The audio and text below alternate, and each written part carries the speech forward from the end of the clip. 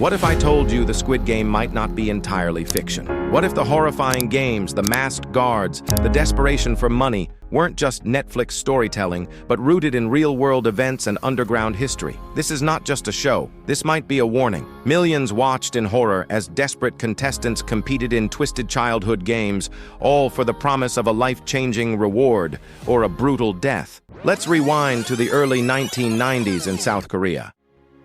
After the collapse of the Asian financial bubble, the country faced a severe economic crisis. Thousands of small businesses shut down. Suicide rates skyrocketed. Homelessness surged. But here's the part that's rarely talked about. There were disturbing whispers of secret debt camps, hidden government-backed facilities where people burdened by debt were offered jobs to repay what they owed. Some say they were never seen again. These weren't official prisons. They were off the grid, unsanctioned, allegedly run with help from private firms or criminal networks. The goal? Work until your debt is paid. No questions asked.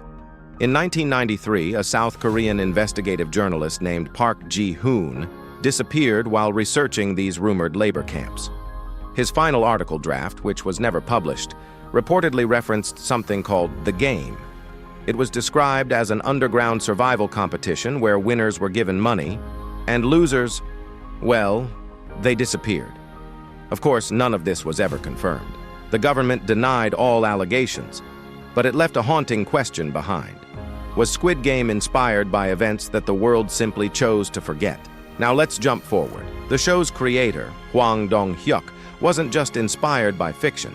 He was broke himself, sleeping on floors, selling his laptop to survive.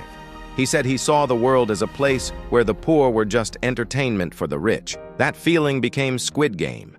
And those symbols, circle, triangle, square, aren't just shapes. They're modeled after Korean letter forms and military hierarchies. Some say they represent the dehumanizing structure of society. Soldier, worker, leader, all trapped in a system, every game in the series, based on real Korean childhood games. But in this twisted universe, your innocence becomes your execution.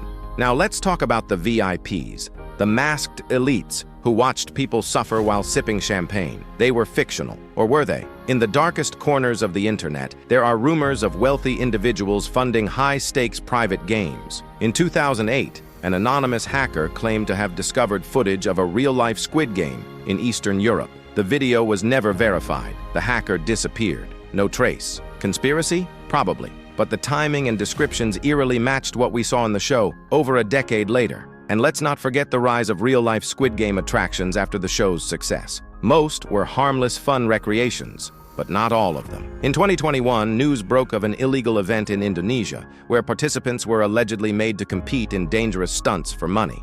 Injuries were reported. No charges were filed. The lines between fiction and reality were blurring. And now, with Squid Game Season 3 coming, we're about to enter even darker territory. New masks, new rules, new games. But the same cold reality, the world still watches the poor suffer. So ask yourself, are we just viewers? Or are we participants in a game we don't even realize we're playing? Is Squid Game just entertainment? Or a coded confession? A reflection of society? Or a blueprint? The creator himself said, "We're all in debt. Some just hide it better." So maybe the real Squid Game is the system we live in. Comment your theory below. Is it all fiction, or is there something darker underneath? And don't forget to like and subscribe for more dark truths, conspiracy breakdowns, and powerful documentaries that reveal what others are too afraid to say.